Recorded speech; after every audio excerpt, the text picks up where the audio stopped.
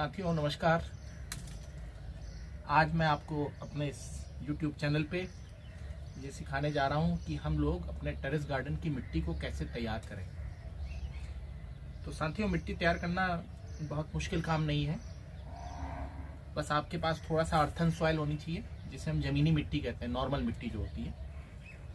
और उसके बाद आपके पास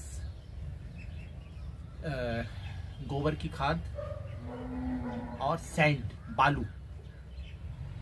और अगर आपके पास नारियल का भूसा हो, नारियल की भूसी, तो उसे भी आप यूज कर सकते हैं। तो अर्थन सॉइल बहुत ज़्यादा ज़रूरत नहीं है। अर्थन सॉइल आपके पास 15% या 20% हो तो वो काम चल जाएगा आपका। बालू को 35% के आसपास रख लीजिए या 40% रख लीजिए। तो 40% बालू, सैंड, 20% अर्थन सॉइल और 20% या 10% आप रख लीजिए गोबर की खाद। और बाकी जो बच रहा है वो आपका नारियल का भूसा, इसे आप रख लेंगे। और उसके बाद फिर जो है सब पूरे मिक्सचर को आपको इस तरह से, जैसे मैं कर रहा हूं, ये मिला देना है।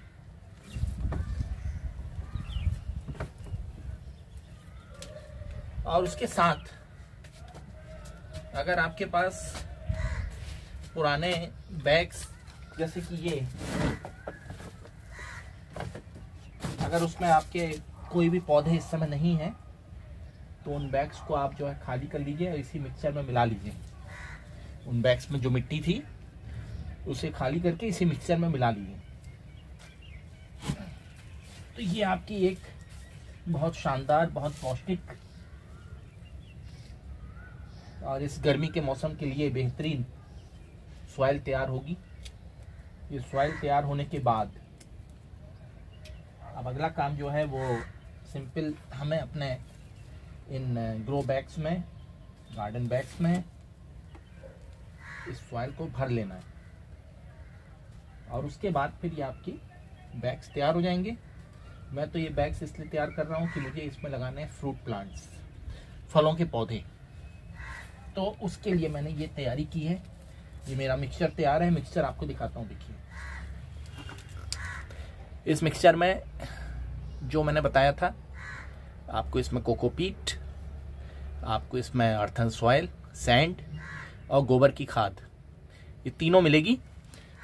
तो इससे क्या होगा कि आपकी जो सैंड, जो आपके ये टेरेस गार्डन की सॉइल है, इसकी पौष्टिकता बढ़ेगी और आपके पौधों को भरपूर न्यूट्रिशन मिलेगा।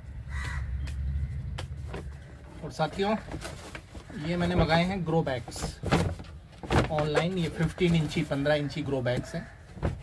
और आपके अगर फल वाले पौधे हैं, जैसे कि संतरा या शरीफा या अनन्नास इत्यादि, तो उसके लिए 15 इंची ज़रूरी होते हैं। 15 इंची से कम में अगर आप इस तरह के फल वाले पौधों को बोएंगे तो उनके लिए थोड़ा सा स्पेस कम होगा। जैसे हम लोगों को रहने के लिए एक स्पेस, मिनिमम स्पेस की रिक्वायरमेंट होती है, वैसे ही पौधों को बढ़ने के लिए, और ख़ास तौर पे फ्रूट ट्री, एक मिनिमम स्पेस की रिक्वायरमेंट होती है। तो 15 इंच मिनिमम है फ्रूट टी के लिए। तो कभी भी आप फ्रूट टी को अगर अपने टेरेस गार्डन में लगाना चाह रहे हैं तो उसके लिए मिनिमम 15 इंच का ग्रो बैग ज़रूर लें। और मैक्सिमम तो आप ले सकते हैं जितना आपके पास स्पेस है उस तरह से, लेकिन मिनिमम 15 इंच का बैग आपके लिए नेसेसरी। उसके बाद जो मैंने मिट्टी अभी बनाई है उसको इन ग्रो बैग में मैं भर दे रहा हूँ। अभी मैंने काफ़ी ग्रो बैग इधर तैयार कर लिए मिट्टी भर के, अभी आपको दिखाऊंगा मैं। तो मिट्टी भरने के बाद फिर जो है अगला स्टेप आता है कि आपके पास जो प्लांट्स हैं वो अगर आपने नर्सरी से लिए हैं तो नर्सरी से, या कहीं और से अगर आपने अपने को अवेलेबल कराया है, तो वो प्लांट्स को आप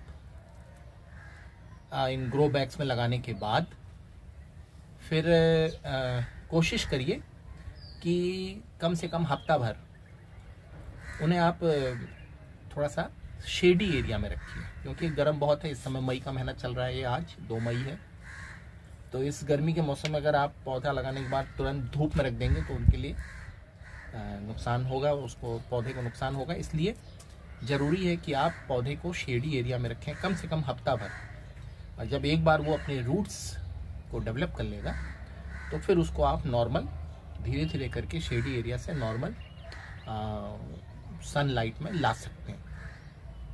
सनलाइट में लाने का भी नियम है कि शेडी एरिया से तुरंत सनलाइट में मत रखिए। शेडी एरिया से पहले सुबह शाम के उसको सनलाइट दीजिए, उसके बाद फिर धीरे धीरे हफ्ता 10 दिन 15 दिन बाद उसको आप डायरेक्ट सनलाइट में रख सकते हैं। और आजकल तो वैसे भी मैंने देखिए ऊपर शेड, ग्रीन शेड लगाया हुआ है, तो आप ग्रीन शेड लगाइए अपने पौधों को, क्योंकि गर्म बहुत है, धूप टेम्परेचर ज़्यादा 40 डिग्री के आसपास हो रहा है दोपहर में। तो पौधों को बचाने के लिए आपको ग्रीन शेड की वैसे भी रिक्वायरमेंट होती है टेरेस गार्डन में खास तौर पे। तो साथियों, इस वीडियो में यहीं तक। इस वीडियो में मेरा मुख्य उद्देश्य था कि आपको मैं अपने कैसे सॉइल तैयार करेंगे वो दिखाऊं, और अपने पॉट्स को कैसे आप तैयार करेंगे फ्रूट ट्री लगाने के लिए वो आपसे शेयर करूं। तो साथियों, अगले वीडियो में कुछ नए विषय के साथ आपसे फिर से मुलाकात होगी। तब तक के लिए आपको नमस्कार। Thank you very much.